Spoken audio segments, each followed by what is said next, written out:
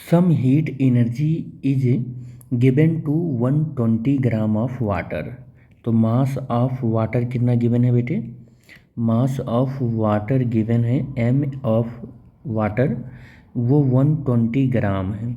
120 gram means 0.120 kilogram हो जाएगा, या आप इसको 120 इंटू 10⁻³ किलोग्राम भी लिख सकते हैं, या 120/1000 किलोग्राम भी लिख सकते हैं। आपकी जो मर्जी आप वो लेकर कैलकुलेट करो। And its temperature rise by 10 kelvin. और टेम्परेचर राइज कितना गिवन है? राइज टेम्परेचर कितना गिवन है? Del T is equal to 10 kelvin given है। ठीक है। When the same amount of, देखो ये वाटर है और वाटर है ये 0.12 kg का। क्या है ये? वाटर है ये। और अपने पास एक और मटेरियल है यहाँ पर जिसका नाम ऑयल है, और ऑयल कितने ग्राम है? 60 ग्राम है। 0.60। अच्छा एक सुनो, एक मिनट, ये 60 ग्राम है।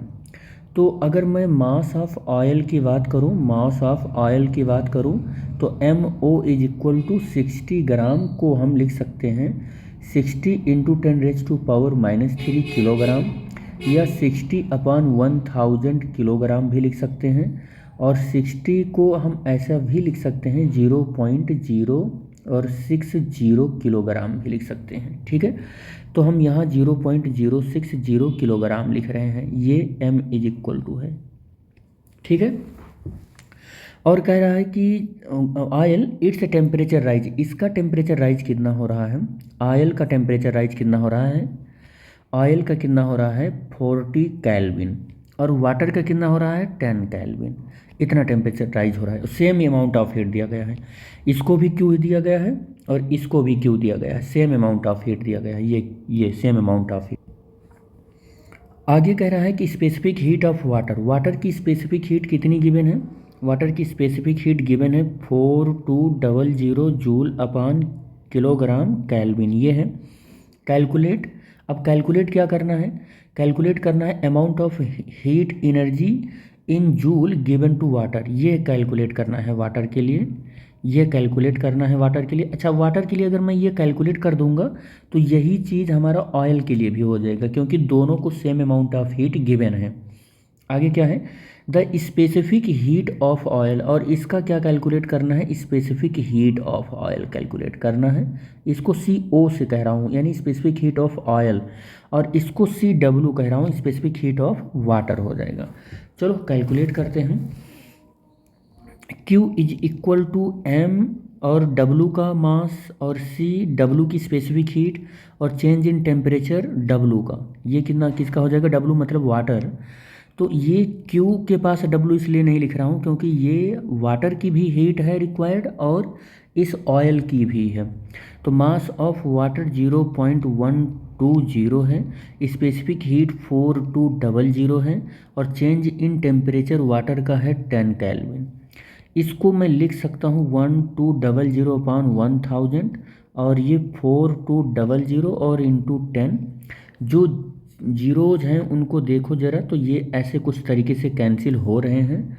फिर आप इनको सॉल्व करोगे तो 1 2 और 0 इंटू 42, तो ये 0 हो जाएगा, ये 4 हो जाएगा, और ये हो जाएगा 50 जूल हो जाएगा। Q इज इक्वल टू इतना जूल आ जाएगा, इतना जूल आ जाएगा। 5040 क्या आ जाएगा? जूल आ जाएगा।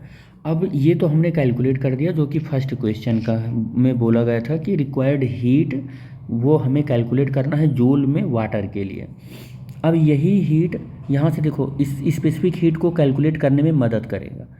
सेकंड वाला हम कैलकुलेट कर रहे हैं अब कि Q is equal to M, oil का मास ऑफ ऑयल हो जाएगा, स्पेसिफिक हीट ऑफ ऑयल हो जाएगा, change in temperature of oil हो जाएगा, और Q की वैल्यू हमें यहाँ से मिल जाएगी 5040, और मास ऑफ जो ऑयल है वो है 0.06 ना लिखकर हम ये वाली वैल्यू लिख रहे हैं, ये वाली वैल्यू लिख रहे हैं 60/1000, और specific heat of oil calculate करना है। चेंज इन टेम्परेचर 40 है, स्पेसिफिक हीट हमको कैलकुलेट करना है 5040 और इंटू 1000 क्रॉस मल्टीप्लाई कर रहे हैं बेटा, यहाँ पर 1 करके क्रॉस मल्टीप्लाई कर रहे हैं और फिर ये 60 हो जाएगा और इंटू ये 40 हो जाएगा, 5 में आ जाएगा। जो कैंसिल हो रहा है कैंसिल करो, 0 से 0, 0 से 0 कैंसिल हो रहा है, कर दो cancel. C not is equal to 504 into 100 हो जाएगा और 6 इंटू 4 हो जाएगा। तो हम इसको डिवाइड कर सॉल्व कर लेते हैं। तो सॉल्व करोगे तो ये आ जाएगा 2100 जूल अपॉन किलोग्राम केल्विन आ जाएगा। तो स्पेसिफिक हीट ऑफ ऑयल कितना हो जाएगा, ये कितना हो जाएगा 2100 जूल अपॉन किलोग्राम केल्विन हो जाएगा। This is the answer.